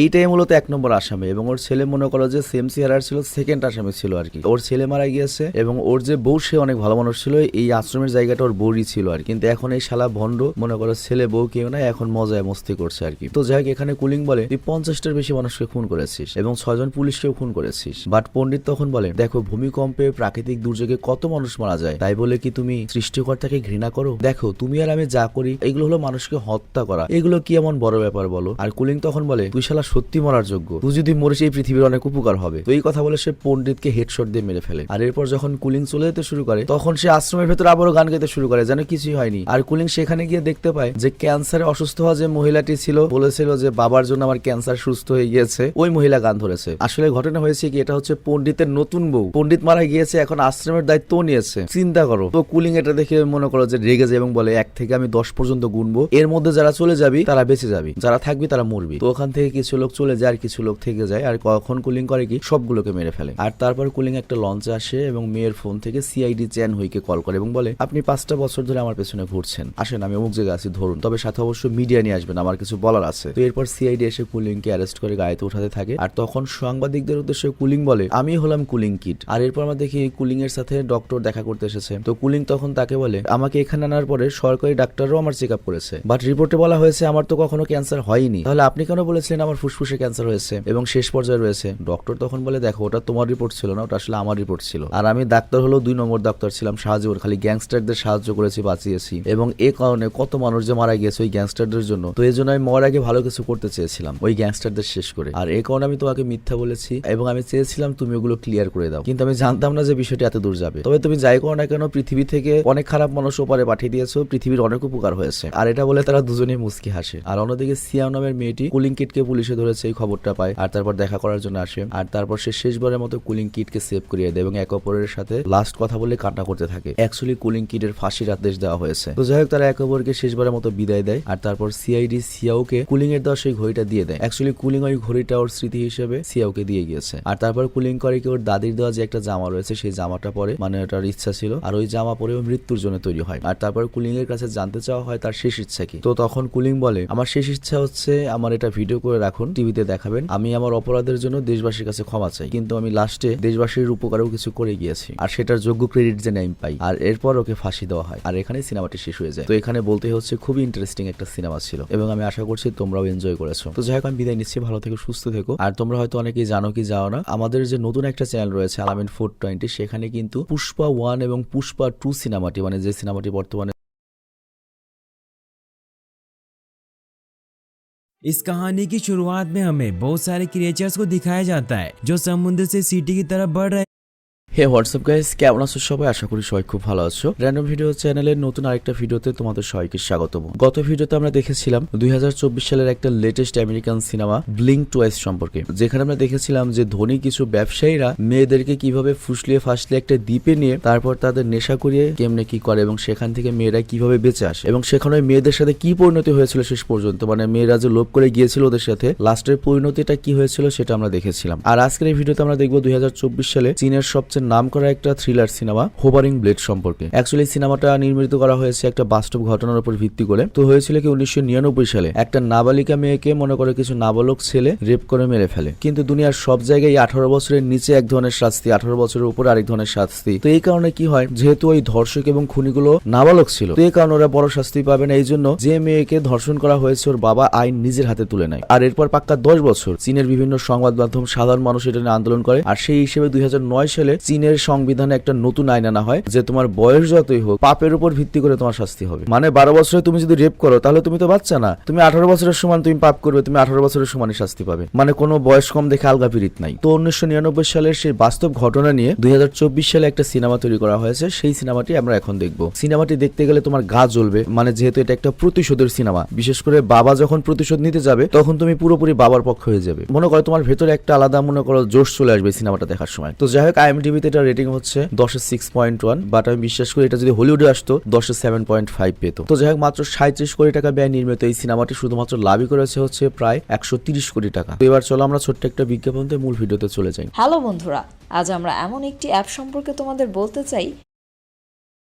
তো সিনেমা যখন শুরু হয় তখন আমাদের বাবার মেয়েকে দেখানো হয়। বাবার নাম হচ্ছে চ্যাং আর মেয়ের নাম হচ্ছে কুইন, এবং তাদের মধ্যে অনেক ভালো সম্পর্ক। তো মেয়ে কুইনের বয়স হচ্ছে 16 বছর, তবে তারপরেও ওর বাবা চ্যাং তার মেয়েকে একেবারে বাচ্চাদের মতো লালন পালন করে। মানে কি পড়বে না পড়বে, কখন খাবে না খাবে, মানে বাচ্চাদের মতো সবসময় টেক কেয়ার করে, যেটা কিনা কুইনের একদমই ভালো লাগে না। তবে এখানে বাচ্চাদের মতো ওকে কেয়ার করার কারণটা রয়েছে। এর কারণটা হচ্ছে ওর ছোটবেলাতেই মা মারা গিয়েছে। তো এই কারণে চ্যাং এর কাছে তার মেয়েই সবকিছু। চ্যাং সবসময় তার মেয়েকে এইটা পরামর্শ দেয়, ওইটা পরামর্শ দেয়, কোন ড্রেস পরে বাইরে যাবে, কোন ড্রেস পরে বাইরে যাবে না, কতক্ষণ বাইরে থাকবে, কই পড়ালেখা করতে হবে, কি খেতে হবে, সবকিছু বলে আর কি। তবে এই বিষয়গুলো কুইনের কাছে একদমই ভালো লাগে না। তবে কুইন তার বাবাকে অনেক বেশি ভালোবাসে, কারণ ওরও তো বাবা ছাড়া আর কেউ নেই। এমনকি ও হাতে বাবার জন্য একটা ট্যাটুও করিয়েছে, সেখানে লিখিয়েছে আমার বাবা আমার ট্যাটুকে ঘৃণা করে। তো যাই হোক, চ্যাং করে কি প্রতিদিন তার মেয়েকে কলেজে নিয়ে যায় আর তারপর কাজ শেষে সন্ধ্যায় পিক আপ করার জন্য স্টেশনে যায়। তো একদিন কলেজে যাওয়ার সময় কুইন তার বাবাকে বলে আমি একটা কুকুর পুষতে চাই, কিন্তু চ্যাং এটা নিষেধ করে, কারণ সে জানে এই কুকুর যদি সে ওকে কিনে দেয় লাস্টে ওই কুকুরের দায়িত্ব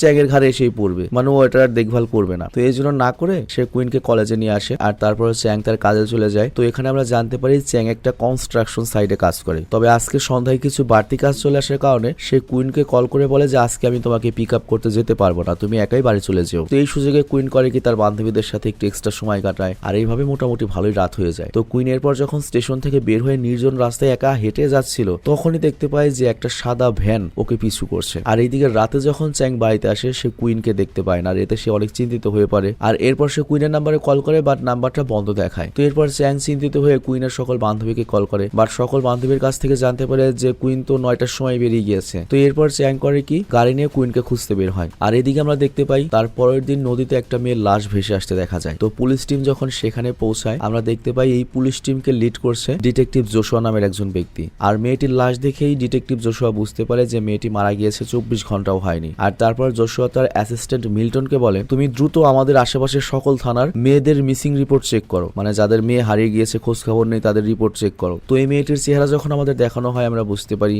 এটাই চ্যাং এর মেয়ে কুইন। আর এইদিকে চ্যাং থানায় তো কুইনের মিসিং রিপোর্ট করিয়েছিল, তো এই জন্য চ্যাংকে ডেকে আনা হয় মেয়েটিকে শনাক্ত করার জন্য। তো চ্যাং যখন মেয়েটির ট্যাটু দেখে চেহারা দেখার আগে তখনই বুঝতে পারে এটা ওর মেয়ে। তো এইখানে মনে করো যে একটা কি বলবো ইমোশনাল একটা দৃশ্য তৈরি হয়। বাবা তার মেয়ের জন্য কান্না করতে থাকে এবং তারপর মেয়ের লাশ কোলে নিয়ে বলতে থাকে ওকে প্লিজ হাসপাতালে নিয়ে যান, ও এখনো বেঁচে রয়েছে, ও বেঁচে যাবে হয়তো হসপিটালে নিলে। তো এই দৃশ্য দেখে পুলিশ অফিসার জোশুয়া সহ্য করতে পারে না, সে বাইরে বের হয়ে আসে। যদিও অনেক কেস হ্যান্ডেল করে কিন্তু আজকে সে সহ্যই করতে পারে না। আর তারপর সে চ্যাংকে জিজ্ঞাসা করে আপনার মেয়ের কি কোনো বয়ফ্রেন্ড ছিল? চ্যাং তখন নিষেধ করে। আর তারপর জোশুয়া চ্যাংকে বলে ফরেনসিক রিপোর্ট যখনই আসবে তখনই আমি আমার কাজ শুরু করে দেব। বাট পুলিশ স্টেশন থেকে চ্যাং যখন ফিরে আসছিল তখন জোশুয়ার যে তোমার অ্যাসিস্ট্যান্ট মিল্টন সে চ্যাংকে ভরসা দিয়ে বলে যত তাড়াতাড়ি সম্ভব আমরা খুনিকে ধরবো। আর এই কথা শুনে জোশুয়া মিল্টনের উপর রেগে যায়, সে বলে কখনো এমন এমন কোনো প্রমিস করবে না যেটা কিনা তুমি পূরণ করতে পারবে না। এটার কোনো গ্যারান্টি আছে আমরা পূরণ করতে পারবো? তো যাই হোক, পরের দিন সকাল হওয়ার পরও চ্যাং পুলিশ স্টেশনের বাইরে বসেছিল, আর ফরেন্সিক ডক্টর তখন জানায় যে মেয়েটার উপর অনেক খারাপভাবে নির্যাতন করা হয়েছে, তার শরীরে অনেক ক্ষত এবং তার ভেতরে 2জন পুরুষের বীর্য পাওয়া গিয়েছে, মানে 2জন পুরুষ এই মেয়েটাকে রেপ করেছে, এবং কুইনের শরীরে মেথাফিটামিন নামের ড্রাগসের ওভারডোজ পাওয়া গিয়েছে, যে কারণে সে মারা গিয়েছে। এমনকি তার শরীরে ক্লোরোফর্মও পাওয়া গিয়েছে, যা দিয়ে তাকে অজ্ঞান করা হয়েছিল। তো মর্গের রিপোর্ট পাওয়ার পরে যশোয়া চ্যাং এর সাথে দেখা করতে যায়। তো চ্যাং তখন কান্নায় ভেঙে পড়ে এবং পুলিশ অফিসার যশোয়াকে বলে, ইস, আমি যদি ওই দিন আমার মেয়েকে পিক আপ করতে যেতাম আজকে তাহলে সে বেঁচে থাকতো, কারণ কুইনি আমার জীবনের একমাত্র আশা ছিল, আমার জীবনের একমাত্র ভরসা ছিল। তো এটা শুনে যশোয়া চ্যাংকে সান্ত্বনা ছাড়া আর কিছুই দিতে পারে না। তো যাই হোক, এরপর যশোয়া জানতে পেরেছে যে কুইনকে অন্য কোথাও মারা হয়েছে এবং খুনি চেয়েছিল লাশটা নদীতে ফেলে দেবে এবং নদীর স্রোতে অনেক দূরে চলে যাবে, কিন্তু নদীতে একটা কুমের মতো ছিল বা পাক ছিল, এ কারণে কুইনের লাশটা কিনারে এসে থেমে গিয়েছে, লোকালে এসে থেমে গিয়েছে। আর খুনি খুবই ভীত হওয়ার কারণে লাশটাকে সে নদীতে ভাসিয়ে দিয়েছে, হয়তো সে এর আগে অন্য কোনো খুন করেনি বা তার ক্রিমিনাল রেকর্ড খুব কম রয়েছে। তো এরপর তারা মেট্রো স্টেশনের বাইরের সিসি ক্যামেরা ফুটেজ চেক করে এবং সেখানে তারা একটা সাদা রঙের ভ্যান দেখতে পায়, তবে গাড়ির নাম্বার প্লেটটিকে টেপ দিয়ে লাগিয়ে রাখা হয়েছিল। আর এরপরে তারা গাড়ির ভেতরে একটা ছেলেকে দেখতে পায় যার চুলে কালার করা ছিল, টিকটক স্টারের মতো আর কি। আর এর পরের দিন আমাদের লেসন নামের একটা ছেলেকে দেখানো হয় যে ওই সাদা ভ্যানটা পরিষ্কার করছিল, আর তখন সে গাড়ির ভেতরে কুইনের ফোনটা পায়, মানে ওই মেয়েটার ফোন পায়। আর ওই মুহূর্তেই পুলিশ ওখানে তল্লাশি করার জন্য আসে, বাট লেসন করে কি ফোনটাকে পকেটে ভরে সেখান থেকে চলে যায়। আর ওই রাতের কথা মনে করে যে রাতে এই ঘটনাটা ঘটেছিল। অ্যাকচুয়ালি ও খুব ভীত লোক, ও গাড়িতে ওর দুজন খুবই পাজি পাগলা টাইপ বন্ধুর সাথে বসেছিল। ওরা দুজনে নেশাগ্রস্ত এবং নেশা করতে করতে ওদের নজর পড়ে কুইনের উপর, এবং ওরা সিদ্ধান্ত নেয় কুইনকে রেপ করবে এবং ওদের পরবর্তী শিকার বানাবে। তো এরপর ওরা কুইনকে গাড়ি নিয়ে ফলো করে আর তারপর সুযোগ বুঝে অজ্ঞান করে গাড়িতে নিয়ে আসে। বাট লিসন এই সবকিছু দেখে ভয় পেয়ে যায়, কিছু করার নেই, জাস্ট দেখতে থাকে, কারণ লিসন ওদেরও ভয় পায়। মানে ভীত লিসন এখানে বুঝতে পারে যে অন্যায় হচ্ছে, কিন্তু কুইনের উপর যে নির্যাতন হচ্ছে ওর ক্ষমতাই নেই কিছু বলার। তো এখানে আমরা এটা বুঝতে পারি যে এই দুই বন্ধু মানে ইউনান আর টিয়ান, ওরা দুজনে মনে করে যে লিসনকে অনেক অত্যাচার করে বা বুলি করে আর কি। তো যাই হোক, ইউনান আর টিয়ান দুজনে মিলে কুইনের উপর অনেক অত্যাচার করেছে এবং মনে করো ভিডিও শুট করেছে, পর্ন ভিডিও বানিয়েছে। আর এরপর ইউনান আর টিয়ান লিসনকে ভয় দেখায় যে যদি এই ব্যাপারে কাউকে কিছু বলিস তুইও কিন্তু ফেসে যাবি, কারণ তুইও আমাদের সাথে কিডন্যাপিং এর সময় ছিলি, তুইও অপরাধী। আর অন্যদিকে আমরা দেখি চ্যাং তার মেয়ে কুইনের সাথে কাটানোর সময় মনে করছে যেদিন সে সাদা স্কার্ট পরিয়ে তার মেয়েকে ছবি তুলিয়েছিল এবং সেই ড্রেস পরা অবস্থায় কুইনের লাশ পাওয়া গিয়েছে, এবং সেই ছবিটাকে কুইনের শেষকৃত্য অনুষ্ঠানে লাগানো হবে। আর তারপর মেট্রো স্টেশন দেখে চ্যাং এর মনে পড়ে যে এই স্টেশন থেকে সে তার মেয়েকে রেগুলারলি পিক আপ করতো, মানে সব জায়গায় সে তার মেয়ের স্মৃতি দেখতে পাচ্ছিল। তো তার মেয়ের সকল স্মৃতি থাকলেও শুধুমাত্র তার মেয়েটাই নেই। আর এইদিকে টিভিতে দেখানো হয় যে কুইনের মৃত্যুতে একটা অসহায় বাবার কি অবস্থা হয়েছে। তো টিভিতে যখন কুইনের ছবি দেখানো হয় তখন লিসন পুরো শকড হয়ে যায়, কারণ ও জানতোই না যে পরশু রাতে যে মেয়েটাকে ওরা উঠিয়েছে তাকে মেরে ফেলা হয়েছে, এবং লিসন বুঝতে পারে যে ওর বন্ধুরা ওকে মেরে ফেলেছে। আর তারপরও ইউনানের কাছে গিয়ে কুইনের ব্যাপারে জিজ্ঞাসা করে ওকে কি করেছিস, কিন্তু উল্টো ইউনান লেসনকে বাড়ে এবং টিয়ান লেসনকে বলে শালা তুই মুখ বন্ধ রাখবি, তা না হলে তোকে অবস্থা করবো, বুঝছিস। তো এতে লেসনের অনেক রাগ হয়, বাট ওর তো কিছু করার নেই। তো ও করে কি কুইনের মোবাইলটা অন করে এবং তারপর মেসেজ চেক করে এবং দেখতে পায় যে এখানে ওর বাবা মেসেজ করেছে। তো এরপর লেসন করে কি কুইনের মোবাইল থেকে ওর বাবাকে ফিরতে একটা মেসেজ পাঠায় এবং লিখে দেয় তোমার মেয়ে কি অবস্থা, ইউনান আর টিয়ান করেছে। আর তারপর সে ইউনান মানে ওই টিকটক টাইপের যেটা ওর ঠিকানা করে কি ওকে মেসেজ করে দেয় এবং এর সাথে এটাও জানায় যে ওর ঘরের চাবি লাইটের উপরে থাকে ঘরের সামনের। আর মেসেজ করার পরে লেসন করে কি ফোনটাকে নদীতে ফেলে দেয়, মানে এই কাজটা এই জন্যই করলো যাতে ওদের শাস্তি হয়। তো লেসন এখানে এই জন্যই মেসেজটা দিল, মানে ও তো আর শাস্তি দিতে পারছে না, কিন্তু বুঝতে পারছে খুব খারাপ একটা কাজ হয়েছে, ওরা শাস্তি পাক যে কোনো ভাবে। তো চ্যাং যখন এই মেসেজটা পায় যে ওর মেয়ের নাম্বার থেকে মেসেজ এসেছে, ও করে কি ওর মেয়ের নাম্বারে কল করার চেষ্টা করে, কিন্তু ফোনটা বন্ধ, আমরা তো জানি ফোনটা নদীতে রয়েছে। তবে ওই মেসেজে যে ঠিকানাটা দিয়েছে চ্যাং করে কি সেই ঠিকানায় চলে যায় আর লাইটের উপর সত্যি সত্যি চাই পায় এবং সেটা দিয়ে খুলে ভেতরে চলে আসে। আর কিছুক্ষণ পরে শয়তান ইউনান আসে ঘরে, আর তখন চ্যাং করে কি ঘরের একটা পিলারের পেছনে লুকিয়ে পড়ে। আর তখন ওই জায়গাতে চ্যাং ওর মেয়ের ব্যাগ পরে থাকতে দেখে, স্কুল ব্যাগ, এবং এটা দেখে ওর চোখ দিয়ে পানি বেরিয়ে পড়ে। বাট তখনই ওই শয়তান ইউনান করে কি কুইনকে যে রেপ করেছে সেই ভিডিও চালু করে এনজয় করতে থাকে। তো মেয়ের এই শব্দ শুনে বা এই দৃশ্য দেখে চ্যাং আর সহ্য করতে পারে না, বাইরে বেরিয়ে আসে এবং ইউনানের উপর পাগলের মতো আক্রমণ করে। দুজনের মধ্যে অনেক হাতাপাই হয় এবং চ্যাং তো বুড়ো মানুষ, ও যখন পারছিল না তখনই ভিডিও থেকে বেরিয়ে আসে কুইনের আর্তনাদ যে বাবা বাঁচাও, আমাকে বাঁচাও। তো এই শব্দ শুনে চ্যাং এর মাথায় রক্ত উঠে যায় এবং ইনস্ট্যান্টলি চ্যাং করে কি ইউনানকে টর্চার করতে করতে মেরে ফেলে। আর এরপর চ্যাং বাড়িতে এসে কুইনের রাখা অল্প কিছু আইসক্রিম বেঁচেছিল সেগুলো কান্না করতে করতে খেতে থাকে। মানে বুঝতেই পারছো অল্প বয়সে একমাত্র মেয়েকে হারানোর কষ্ট তার কেমন থাকতে পারে। পুরো ঘর ভরা কুইনের স্মৃতি, আর সেই স্মৃতি চ্যাংকে শান্তিতে বসতেও দেয় না। আর চ্যাং কিন্তু এখানে ওই শয়তান ইউনানের ফোন নিয়ে এসেছিল, আর ওই ফোনে তখন টিয়ান এসএমএস করে যে সে শিপিং টাউন চলে আসছে। আর লেসন তো মেসেজে ইউনান আর এই টিয়ানের নামই বলেছিল। তো চ্যাং বুঝতে পারে এইটাই সেই দ্বিতীয় খুনি। তো এরপর সে টিয়ানের ছবি নিয়ে শিপিং টাউনের উদ্দেশ্যে বেরিয়ে পড়ে। আর এইদিকে পুলিশ ইউনানের লাশ খুঁজে পায়। আর এরপর পুলিশ কম্পিউটারে কুইনের উপর অত্যাচারের ভিডিও পায়। আর অন্যদিকে এরপর যখন চ্যাংয়ের বাড়িতে পুলিশ যায় তখন তার কাপড়ে রক্তের দাগ পায়। তো এটা দেখে পুলিশ অফিসার যশোয়া বুঝতে পারে যে ইউনানকে কুইনের বাবা চ্যাংই খুন করেছে। কিন্তু এরপর তারা যখন চ্যাংকে কল করে চ্যাংয়ের ফোনটা বন্ধ ছিল। তো এখানে পুলিশের যে অ্যাসিস্ট্যান্ট মিল্টন এটা দেখে অবাক হয়ে যায় যে কুইনের খুনির খবর আমরা পুলিশরা গোয়েন্দা বিভাগরা মিলে যেখানে কিছু করতে পারলাম না, সেখানে চ্যাং 2 দিনে কিভাবে খবর পেল, মানে কিভাবে জানতে পারলো যে ওইটাই খুনি। তবে আমরা তো জানি কাহিনী কিভাবে কি হয়েছে, লেসন বলে দিয়েছে। তো যাই হোক এরপর তারা চ্যাংয়ের লাস্ট লোকেশন থেকে জানতে পারে যে সে শহর থেকে বেরিয়ে গিয়েছে। তো এরপর পুলিশ করে কি ইউনান মানে যেটা মারা গিয়েছে ওর ব্যাপারে সকল তথ্য বের করে এবং তারা জানতে পারে যে তার একমাত্র বিশেষ বন্ধু রয়েছে টিয়ান, মানে এই দুইজনই একসাথে থাকে এবং টিয়ান এই ধনী বাবার একমাত্র ছেলে এবং ইউনান আর টিয়ানের বয়স 18-র নিচে, মানে তারা অপরাধ করলে খুব বেশি শাস্তি পাবে না, 5, 6, 7 বছরের মনে করো যে পুনর্নির্বাসন পাবে এরকম একটা কিছু, রিহ্যাবে নিয়ে যাবে। তো এরপর পুলিশ আরো তদন্ত করলে জানতে পারে যে ওদের আরেকজন ফ্রেন্ড রয়েছে যার নাম হচ্ছে লেসন। তো এরপর পুলিশ লেসনের কাছে যায় কিন্তু লেসন তো জানে না যে টিয়ান কোথায় রয়েছে। বাট লেসনের অবস্থা দেখে জোশুয়া বুঝতে পারে যে লেসনকে ওরা অনেক টর্চার করে, মানে ওকে অনেক বুলি করে আর এ কারণে ভয় পেয়ে রয়েছে। তো এই জন্য জোশুয়া করে কি লেসনকে ইমোশনালি ব্ল্যাকমেল করে জিজ্ঞাসা করে। আর তখন লেসন সব বলতে থাকে যে ওরা গ্যাংজি নামের একটা লোকের সাথে মিলে অনেক খারাপ কাজ করে, মাদক ব্যবসা তারপর নারী ব্যবসা এগুলো করে। আর অন্যদিকে চ্যাং শিপিং টাউনে আসে আর এই এত বড় শহরে তাকে এখন টিয়ানকে খুঁজতে হবে। আর তারপর সে করে কি একটা মোটেলে ঘর ভাড়া নেয় আর এই মোটেলটি জিয়া নামের একটা মেয়ে চালাতো। আর এইদিকে লেসনের খবর ওর বাবা মাও জানতে পেরেছে যে ওর বন্ধু বান্ধব এগুলো করেছে, পুলিশি কেস হয়েছে। তো তখন ওর বাবা ওর উপর অনেক রেগে যায় এবং অনেক ওকে ছোট করতে থাকে। তো এইবার লেসন আর চুপ থাকতে পারে না। লেসন তার বাবাকে বলে আপনার এরকম ব্যবহারের কারণে আমি ভীতু হয়েছি, স্কুলের সকল বাচ্চারা আমাকে মারে, বুলি করে, বাইরে বেরোতে পারি না, সবাই আমাকে বুলি করে, আপনার ভয় আমাকে ঘরের ভেতর থেকে কাপুরুষ বানিয়েছে আর সেটার ফল আমি পাচ্ছি। আর এইদিকে আমরা দেখি পুলিশ যেটা মারা গিয়েছে ওই ইউনানের বাসার কম্পিউটারে আরো অনেক মেয়ের অ্যাডাল্ট ভিডিও পায়, মানে ওরা প্রায় তাহলে এরকম মেয়েদেরকে ভিডিও করতো। তো ওদের মধ্যে থেকে নিনা নামের একটা মেয়ের সম্পর্কে ওরা তথ্য পায় যে অন্য শহরে গিয়েছে। আর আরেকটা মেয়ে রয়েছে হচ্ছে ইউনি, যে কয়েক মাস আগে আত্মহত্যা করেছে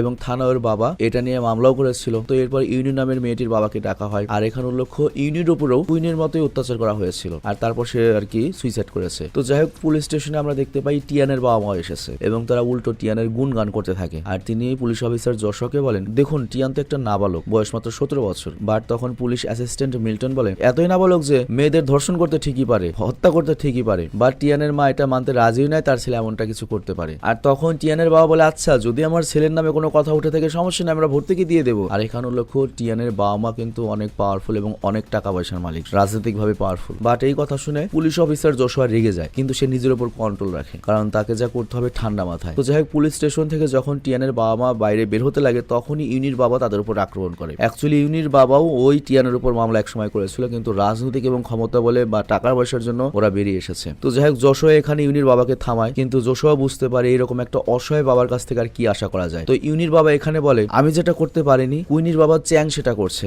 আমার যে মেয়ে ইনজেকশনের সুই দেখে ভয় পেত সেই মেয়ে আমার বিল্ডিং থেকে আত্মহত্যা করেছে। তো আমি চাই চ্যাং সবগুলোকে শাস্তি দিক, তাহলে আমার মেয়ের আত্মা চ্যাং এর মেয়ের আত্মা শান্তি পাবে। তো যাই হোক কুইনের এই কেস দেখে যশোরের 15 বছরের পুরনো একটা কেসের কথা মনে পড়ে যেখানে 13 বছরের কয়েকটা ছেলে মিলে 10-12 বছরের একটা মেয়েকে রেপ করে মেরে ফেলেছিল। আর এইটা যখন আইনি লড়াইতে যায় ওরা নাবালক বলে ওদের শাস্তি অনেক কম হয়েছিল। তো এখানে পুলিশ অফিসার যশোয়া ভাবতে থাকে যে আমাদের সমাজ কোন দিকে যাচ্ছে, বাচ্চারা খারাপ পথে চলে যাচ্ছে এবং তারা অল্প বয়সেই বড়দের চেয়ে বা বুড়োদের চেয়ে বেশি খারাপ কাজ করছে কিন্তু তাদের এই বয়সটিকে তারা হাতিয়ার হিসেবে ব্যবহার করছে, মানে মনে করে নাবালক ছেলে। তো যাই হোক অন্যদিকে আমরা দেখতে পাই চ্যাং পুরো শহরে টিয়ানের ছবি দেখিয়ে তাদের খোঁজার চেষ্টা করে কিন্তু সে কোথাও টিয়ানকে খুঁজে পায় না। আর এইদিকে ইউনির বাবা চই পুলিশকে বলে আপনি যাই করুন না কেন আমার বিশ্বাস বাবারই জয় হবে, চ্যাং সবগুলোকে শাস্তি দিতে পারবে, আমি এর বেশি অন্য কিছু আর চাই না। আইন কোনোভাবেই দুর্বলদের বিচার দিতে পারে না, তো আমি চাই চ্যাং টিয়ানকে টর্চার করে মারুক। তো এখানে সত্যি বলতে পুলিশও এটাই চায় কারণ পুলিশের হাত পা তো বাঁধা, আবার পুলিশের এইদিকে আইনের কাছেও হাত বাঁধা। তো যাই হোক এদিকে আমরা দেখি মোটলে বসে চ্যাং করে কি ইউনিয়নের বাসা থেকে আনা পেন ড্রাইভ দেখতে থাকে যেখানে টিয়ানের বেশ কিছু ভিডিও ছিল আর ওই ভিডিওতে সে একটা গ্যারেজের নাম দেখতে পায় আর এই গ্যারেজটা এই শিপিং টাউনে রয়েছে। আর অন্যদিকে জোশুয়া জানতে পারে টিয়ানের আসল নাম হচ্ছে মেকন আর এই নামে তার উপর অনেক কেস রয়েছে যেমন চুরি, ড্রাগ ডিলিং এবং পর্নো ভিডিও মেকিং। কিন্তু টিয়ানের বাবা ওকে আইনের হাত থেকে বাঁচানোর জন্য টিয়ানের নতুন একটা ভোটার আইডি কার্ড করেছে, নতুন একটা আইডেন্টি করেছে, নতুন শহরে নিয়ে এসেছে এবং ওর নাম দিয়েছে হচ্ছে মেকন থেকে টিয়ান। মানে ওর ফ্যামিলি মূলত ছেলেকে খারাপ কাজে বাহাবা দিচ্ছে, আটকাচ্ছে তো না উল্টো মনে করে ছেড়ে দিয়েছে। এরকম কিন্তু বাস্তবেই হয়, ছেলেকে আটকায় না ইচ্ছা মতো ছেড়ে দেয় তারপরে দুর্ঘটনা ঘটায় বাবা মাই ছাড়িয়ে নিয়ে আসে, মানে এটা তো এক ধরনের প্রশ্রয় তাই না। তো যাই হোক এরপর পুলিশ জানতে পারে টিয়ান যে গ্যাংজি নামের একজনের সাথে ড্রাগ ডিলারের সাথে কাজ করে সে শিপিং শহরে রয়েছে এবং ওখানে তার একটা গ্যারেজ রয়েছে। তো এরপর পুলিশ শিপিং শহরে যাওয়ার সিদ্ধান্ত নেয় আর এইদিকে আমরা দেখি পরের দিন চ্যাং করে কি গ্যাংজির গ্যারেজে চলে আসে। তো চ্যাং সেখানে সে টিয়ানের খোঁজ করে কিন্তু তখন সেখানে থাকা গ্যাংজি চ্যাংকে উল্টো মারতে থাকে আর তখনই চ্যাং সেখানে তার মেয়ের পর্ন ভিডিওর সিডি দেখতে পায়, মানে নাম দেখতে পায়। আর তখন চ্যাং রেগে গিয়ে গ্যাংজি এবং তার লোকদের উপর আক্রমণ করে। তো এখানে গ্যাংজি করে কি চ্যাংকে মারার জন্য শর্টগান বের করে, বাট তখন চ্যাং করে কি সেই শর্টগান উল্টো ছিনিয়ে নিয়ে ওর উপরেই গুলি করে। তবে ওর ভাগ্য ভালো গুলিটা ওর অল্পের জন্য বিচিতে না লাগে হচ্ছে ঠ্যাঙে। তো এই কারণে গ্যাংজি জাস্ট আহত হয়। তবে গ্যাংজি ভয় পেয়ে গিয়েছে। তো গ্যাংজি তখন ভয়ে চ্যাংকে বলে, আব্বা আব্বা প্লিজ আমারে কিছু কইও না, আব্বা আমি বলে দিচ্ছি টিয়ান কোথায় রয়েছে। টিয়ান রয়েছে জঙ্গলের ভেতরে ভিরেনা নামের একটা হোটেলে। তো এরপর চ্যাং করে কি শর্টগান এবং কিছু গুলি নিয়ে সেখান থেকে বের হয়। আর এদিকে পুলিশ কিন্তু চ্যাং এর বিরুদ্ধে অলরেডি ওয়ারেন্ট জারি করে দিয়েছে এবং খবরে অলরেডি চ্যাং এর খবর দেখানো হচ্ছে। তো চ্যাং এর খবর যখন খবরে দেখানো হচ্ছিল তখন মোটেলের ওই মালিক জিয়া এটা দেখে অবাক হয়ে যায়। আর এরপরও আসা হচ্ছে চ্যাং এর ঘরে, বাট ওখানে চ্যাং ছিল না। বাট ওখানে থাকা চ্যাং এর সব জিনিস দেখে এবং ল্যাপটপে ওর মেয়ের সাথে হওয়া অত্যাচারের ভিডিও যখন ও দেখতে পায়, ও তখন বুঝতে পারে যে চ্যাং যেটা করছে সঠিক কাজই করছে। আর এই দিকে আমরা দেখতে পাই জশুয়া গ্যাংজির গ্যারেজে আসলেও জানতে পারে যে এই গ্যারেজটি মূলত অ্যাডাল্ট ভিডিও বা পর্ন ভিডিও বা খাঁটি বাংলা যেটাকে বলে 3x ভিডিও বানানোর আড্ডাখানা ছিল আর কি। বিভিন্ন মেয়েদেরকে জোর করে এনে ভিডিও বানানো হতো আর তারপর সেই ক্যাসেটগুলো বিভিন্ন জায়গায় বিক্রি করা হতো। আর এই কাজগুলো করতে হচ্ছে টিয়ান। ও মূলত মেয়েদেরকে ফুসলিয়ে ফাসলিয়ে এনে ভিডিও করে তারপর গ্যাংজিকে পাঠাতো। আর এরপর সিসিটিভি ক্যামেরা দেখে জশুয়া এটাও জানতে পারে যে চ্যাং এই শিপিং টাউনে এসেছে, মানে এই গ্যারেজে একটু আগে এসেছিল। আর সে বুঝতে পারে যে পুলিশের ব্যর্থতা বা আইনের ব্যর্থতা একটা বাবাকে খুনি বানিয়ে দিয়েছে। আর এইদিকে মোটেলে ফেরার পরে চ্যাং জানতে পারে যে এই মোটেলের মালিক জিয়া ওর এখানে আসার কারণ জানতে পেরেছে, কিন্তু জিয়া ওকে পুলিশে ধরিয়ে দেয় না, ওকে আরো লুকিয়ে রাখে এবং জিয়া বলে তুমি যেটা করছো একদম ঠিক করছো, ওদের এরকমই হওয়া উচিত। আর তারপর জিয়া চ্যাংকে তার বিশেষ একটা গোপন রুমে লুকিয়ে রাখে। তো এখানে আমরা জানতে পারি জিয়ারও একটা ছেলে ছিল যে মারা গিয়েছে আর এ কারণে সে বাবার কষ্টটা বুঝতে পারছে। তো জিয়া তখন চ্যাংকে বলে আমি জানি না তোমার মেয়ে কি চায়, হয়তো তোমার মেয়ে এটা চায় যে তার আত্মার শান্তির জন্য ওদের শাস্তি হোক, কিন্তু হয়তো এটাও চায় না যে ওর বাবা খুনি হোক। কিন্তু চ্যাং তখন জিয়াকে বলে আমার মেয়ের অপরাধী যদি ধরাও পড়ে তাহলে কি হবে, ওদের 7, 8, 10 বছর জেল হবে আর এরপর জেল থেকে বের হয়ে আবার স্বাধীনভাবে ঘুরে চলবে এবং নিজের করা পাপটার কথা ভুলে যাবে। কিন্তু আমার কি হবে, আমি তো মরার আগ পর্যন্ত আমার একটা মাত্র মেয়েকে আর ভুলতে পারবো না। তো খুনের বদলে খুন এটা করলে একমাত্র আমার মেয়ের আত্মা শান্তি পাবে, আমার আত্মাও শান্তি পাবে। আর এইদিকে আমরা দেখি মিল্টন করে কি গ্যাংজির গ্যারেজে পাওয়া ভিডিওগুলো দেখছে আর তখনও একটা ভিডিওতে ভিরেনা হোটেল দেখতে পায়, জঙ্গলের ভেতরে সেই হোটেলটা। তো এরপর পুলিশ সেখানে যাওয়ার সিদ্ধান্ত নেয়। আর অন্যদিকে চ্যাং সেই ভিরেনা হোটেলের খবর নেয় যেটা একটা জঙ্গলের মাঝামাঝিতে অবস্থিত, যদিও এটা একটা পরিত্যক্ত হোটেল আর কি। তো যাই হোক পরের দিন আমাদের চ্যাং করে কি সেই হোটেলের উদ্দেশ্যে বেরিয়ে পড়ে। তবে পুরো শহরে পুলিশ ঘুরছে। তো এ কারণে জিয়া করে কি তার নিজের পিকআপ নিয়ে চ্যাংকে ভিরেনা হোটেলে পৌঁছে দিতে চায়। আর তারপর পুলিশের কাছ থেকে বেঁচে ওরা শহরের বাইরে চলে আসে ঠিকই, কিন্তু পাহাড় ধসের কারণে রাস্তা বন্ধ হয়ে গিয়েছে। তো এ কারণে জিয়া যখন সামনে দেখতে যায় তখনই চ্যাং নিজে নিজে করে কি ট্রাক থেকে একাই নেমে হোটেলের দিকে জঙ্গলের ভেতর দিয়ে যেতে থাকে। আর এইদিকে জশুয়া তার টিম নিয়ে ভিরেনা হোটেলে চলে আসে। তবে সেখানে তারা টিয়ানকে খুঁজে পায় না, কিন্তু নিনা নামের একটা মেয়েকে খুঁজে পায় যার সম্পর্কে পুলিশের রিপোর্ট ছিল যে সে মিসিং রয়েছে, মানে অনেকদিন ধরে পাওয়া যাচ্ছে না। তো যাই হোক ও পুলিশকে দেখে উল্টো ভয়ে পালানোর চেষ্টা করে এবং দেখা যায় যে নিনা এখানে অনেক ভয়ে ছিল। অ্যাকচুয়ালি টিয়ান ওরও রেগুলারলি অ্যাডাল্ট ভিডিও শুট করতো। তো নিনা তখন পুলিশকে বলে যে টিয়ান আমাকে ভয় দেখিয়েছে যে আমি যদি ওর কথা না শুনে আমার ভিডিও ইন্টারনেটে আপলোড করে দেবে। লাইক সিরিয়াসলি, তো রেগুলারলি পর্ন ভিডিও শুট হচ্ছে, এগুলো ইন্টারনেটে আপলোড হচ্ছে না, মানে ব্যাপারটা অনেকটা এরকম সানি লিওনের কোনো নুড ভিডিও রয়েছে তুমি ভাইরাল করে দেবে, এরকম একটা ব্যাপার। তো যাই হোক তখনই আবার টিয়ান হোটেলের দিকে আসছিল, আবার ওর জন্য চ্যাং জঙ্গল অপেক্ষা করছে। আর পুলিশও যখন টিয়ানের মোটরসাইকেলের শব্দ শুনতে পায় তখন তারা অ্যালার্ট হয়ে যায়। কিন্তু হোটেলে ঢোকার আগে টিয়ান করে কি নিনাকে কল করে। তবে নিনা তখন পুলিশের পক্ষে না থেকে উল্টো টিয়ানকে কল করে যে বলে পুলিশ রয়েছে, এখান থেকে পালিয়ে যাও। মানে ব্যাপারটা আমি বুঝিয়ে বলি, মূলত এই মেয়েটাও ওই টিয়ানের সাথে জড়িত আর এর সাথে মাদকাসক্ত এবং মনে করো যে ওই টিয়ানকে সকল ব্যাপারে হেল্প করে। তো যাই হোক এরপর পুলিশ টিয়ানকে ধরতে বের হয়, বাট তখন টিয়ান বাইক নিয়ে পালাতে শুরু করে। আবার ওদিকে চ্যাং তো লুকিয়েছিল, ও করে কি টিয়ানের উপর শটগান দিয়ে গুলি করতে শুরু করে এবং গুলি ওর বাইকের গায়ে লাগে। আর তখন টিয়ান তো ভয়ে বাইক রেখে জঙ্গলের দিকে পালাতে শুরু করে, কিন্তু চ্যাং তখনও তার পিছু করতে থাকে। আর চ্যাংকে দেখে জশুয়া করে কি চ্যাং এর পিছু করে। আর এইদিকে টিয়ান লুকিয়ে পড়ে আর চ্যাং করে কি জশুয়ার কাছ থেকে পালিয়ে ভিরানা ওয়াটার পার্কে লুকিয়ে পড়ে। আর ওই মুহূর্তে জশুয়া চ্যাংকে গান ফায়ার করে আটকানোর চেষ্টা করে, তবে ডাইরেক্ট চ্যাংকে গুলি করে না। তো তখন চ্যাং থেমে যায় এবং জশুয়াকে বলে পুলিশ বা আইন তো আমাকে কোনো সাহায্য করতে পারবে না বা পারেও নি, আর এই কারণে আমার প্রতিশোধ আমাকেই নিতে হবে। ওই শয়তানগুলো আমার কাছ থেকে আমার মেয়েকে কেড়ে নিয়েছে আর তার বদলে আমি ওদের জীবন নেব। তুমি চাইলে আমাকে গুলি করতে পারো, কিন্তু তুমি যদি গুলি করতে চাও তাহলে প্রথমে আমার মেয়েকে ফিরিয়ে দেবে, তাহলে আমি ওর জীবন ভিক্ষা দেবো। তো যখন চ্যাং এই কথা বলে তখন জশুয়ার চোখের সামনে, পুলিশ অফিসারের চোখের সামনে চ্যাং এর মেয়ে কুইনের সেই মরা লাশ ভেসে ওঠে। সে ইমোশনাল হয়ে পড়ে আর এই কারণে সে চ্যাংকে গুলি করতে পারে না, মানে বুঝতে পারে যে একটা বাপ কম দুঃখে খুনি হয়নি। আর তখন চ্যাং সেখান থেকে চলে যায়। আর তারপর চ্যাং তার মেয়ের কথা মনে করে মানসিকভাবে ডিপ্রেসড হয়ে পড়ে এবং সে তার মোবাইল চালু করে এবং কুইনের শেষ মেসেজটা আবারও দেখে কান্না করতে থাকে। আর এদিকে পুরো পুলিশ ফোর্স তো চ্যাং আর টিয়ানের খোঁজ করছে। আবার জশুয়াও এই পুরো ব্যাপারটি নিয়ে অনেক বেশি ডিস্টার্ব হয়ে গিয়েছে যে আমাকে একটা খুনিকে বাঁচানোর জন্য কষ্ট করতে হচ্ছে, যে একটা নাবালিকা মেয়েকে ধর্ষণ করে মেরে ফেলেছে তাকে আমার বাঁচাতে হবে, আর ওকে বাঁচানোর জন্য আমার মেয়ে হারা একটা বাবাকে হত্যা করতে হবে বা তাকে গ্রেফতার করতে হবে। তো এরপর সে তার অ্যাসিস্ট্যান্ট মিল্টনকে বলে 15 বছর বছর আগে আমার সামনে ঠিক এরকম একটা কেস এসেছিল। কয়েকটা দুষ্ট নাবালক ছেলে, 12-13 বছরের বয়সের কয়েকটা ছেলে 10-11 বছরের একটা মেয়েকে রেপ করে টর্চার করে মেরে ফেলেছিল, আবার ভিডিও করেছিল। তবে নাবালক হওয়ার কারণে ওদের শাস্তি অনেক কম হয়েছিল এবং 7-8 বছরের শাস্তি শেষ করে ওরা পৃথিবীতে এমন ভাবে ঘুরে বেড়াচ্ছে মনে হচ্ছে যেন ওরা কিছুই করেনি, উল্টো ওদের আরো পার্ট যে আমরা এটা করে আসছি ওইটা করে আসছি, মানুষের ওদের উল্টো ভয় পায়, ওদের লাগে যেন আরো ডিগ্রি অর্জন হয়েছে। কিন্তু ওরা যে পাপটা করেছে তার জন্য ওই মেয়ের বাবা মায়ের জীবন কিন্তু আজও নরক হয়ে রয়েছে। কোনো আইন কিন্তু ওই মেয়ের বাবা মার বুক আবার ভরে দিতে পারেনি, সেই মেয়েকে এনে দিতে পারেনি। তো এটা কোন ধরনের আইন? এটা কোনো আইন হতে পারে না। ওরা নাবালক বলে খালি বারবার সুযোগ নেবে? অন্যায় তো অন্যায়। ছোট পোলাপান যদি বড়দের মতো অন্যায় করে তাহলে আইন তাদের জন্য কেন সমান হবে না? এত বিভেদ কেন? আর এদিকে আমরা দেখি টিয়ান করেকে লেসনকে কল করে এবং বলে আমার টাকা শেষ হয়ে গিয়েছে, কালকে সকাল 8টার মধ্যে কিছু টাকা নিয়ে আমার কাছে আসবে স্কয়ার স্টেশনে। আর এইদিকে আমরা দেখি লেসন তো পুলিশের সামনে রয়েছে। তো পুলিশ এই কথা জানতে পারে আর আমরা দেখতে পাই এই পুরো ঘটনায় লেসন কিন্তু মানসিকভাবে অসুস্থ হয়ে পড়েছে। আর এইদিকে চ্যাং স্বপ্ন দেখেও বাড়িতে এসেছে এবং ওর মেয়ে ভালো মতোই ঘরে রয়েছে এবং প্রতিদিনের মধ্যে বাপ বেটা দুষ্টিমি করছে। তবে তখনই ঘুম ভেঙে যায় চ্যাং এর এবং দর্শকরা হয়তো বলবে এখানে এই স্বপ্নটা যদি সত্য হতো। তো যাই হোক, তখনই চ্যাং এর কাছে একটা মেসেজ আসে আর ওখানে লেখা ছিল টিয়ান সকাল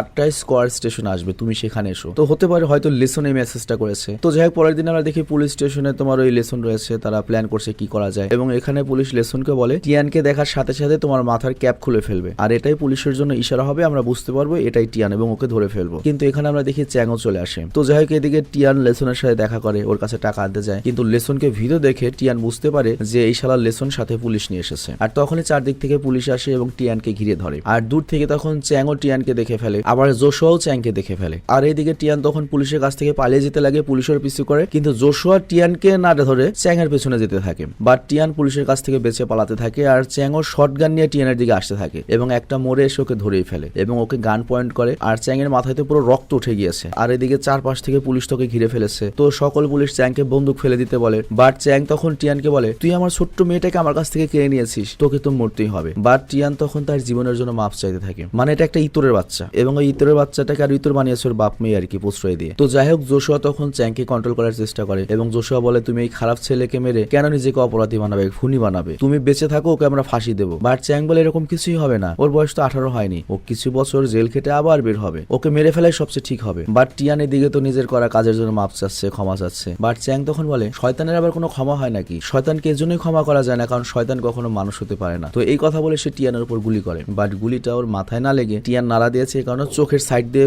মনে করে যে ঢুকে যায়, মানে টিয়ান আহত হয়। বাট পুলিশও তখন চ্যাংকে গুলি করে, বাট পুলিশের গুলি লাগে হচ্ছে চ্যাংয়ের বুকে। তো চ্যাংয়ের গুলিতে টিয়ান মানে ওই শয়তান মারা না গেল, পুলিশের গুলিতে চ্যাং কিন্তু সেখানেই পড়ে যায় এবং চ্যাং শেষ নিঃশ্বাস ত্যাগ করার সময় তার চোখের সামনে তার মেয়েকে দেখতে পায় এবং তার মেয়ের সাথে কাটানো ভালো সময়গুলো মনে করে। আর চ্যাংয়ের লাশের দিকে জশুয়া অসহায়ের মতো তাকিয়ে থাকে, মানে কিছুই করার নেই, কিছুই করতে পারলো না। আর এইদিকে চ্যাংয়ের মৃত্যুর খবর টিভিতে দেখানো হয়, জিয়া এই খবর দেখে এবং ও অনেক কষ্ট পায়। আর তারপর দেখানো হয় আমাদের 6 মাস পরে, যেখানে কোর্টে কেস চলছে, মানে এখনো কেসই চলছে, ওই টিয়ানের কেস চলছে তাও। তো যাই হোক, জশুয়া তখন চ্যাংয়ের মেমোরিয়ালে যায় এবং ওকে প্রমিস করে যে অপরাধীদের আমি শাস্তি দিয়ে ছাড়বো। আর এরপর মিল্টন জশুয়াকে বলে কোর্টের রায় তো আজকে শেষ হবে, আজকেই রায় দেবে। বাট জশুয়া তখন বলে আজকে এক টিয়ান ধরা পড়লো, কালকে এরকম শত শত টিয়ান আসবে। বাচ্চাদের অভাব পূরণ করা বা খালি পড়ালেখা করা বাপ মায়ের দায়িত্ব নয়, বাচ্চাদের ভালো মতো শিক্ষা দেওয়া বা সামাজিক করাও বাবা মায়েদের অনেক বড় দায়িত্ব। আর এটা যদি হয় তাহলে দেশে অপরাধ অনেক কমে যাবে। তো যাই হোক, নাবালক হওয়ার কারণে টিয়ানের মাত্র 12 বছরের জেল হয়। আর লেসন যেহেতু রাজসাক্ষী ছিল বা পুলিশকে হেল্প করেছে, এই জন্য ওকে ক্ষমা করে দেওয়া হয়। কিন্তু ও মানসিকভাবে এত বেশি ডিস্টার্ব হয়ে যায় যে ও বর্তমানে পাগল হয়ে গিয়েছে, ওকে মানসিক হসপিটালে ভর্তি করা হয়। মানে লেসন একটা ভালো ছেলেই ছিল,